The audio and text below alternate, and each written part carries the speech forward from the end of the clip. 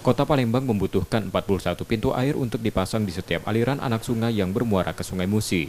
Pintu air berfungsi agar air dari Sungai Musi tidak masuk ke daerah pemukiman di sepanjang aliran anak sungai, khusus saat terjadi pasang naik. Dari 42 anak sungai yang tersebar di sejumlah wilayah di Palembang, saat ini baru terpasang satu pintu air. Pintu air satu-satunya itu dibangun di hilir Sungai Bendung di Jalan Ali Gatmir, Kelurahan 10 Ilir.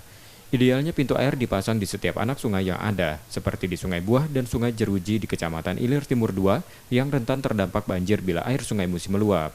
Selain itu, fungsi pintu air untuk mengurangi arus balik air akan lebih optimal bila dipasang pompa yang mempercepat aliran air dari anak-anak sungai ke Sungai Musi. Sekarang kita identifikasi dulu keberadaan lahannya sama kemampuan buangannya untuk sungai ini. Harus itu. Kalau kolam retensi itu harus ada pompa. Mas, di kemarin kan efektif kita keringkan pompa sungai di kolam retensi Polda. Musim hujan sudah kita sedot dulu. Itu efektif pada saat hujan kemarin rencana tidak terlalu genangannya tidak parah. Maka itu butuh pompa, mau tidak mau harus ada pompa.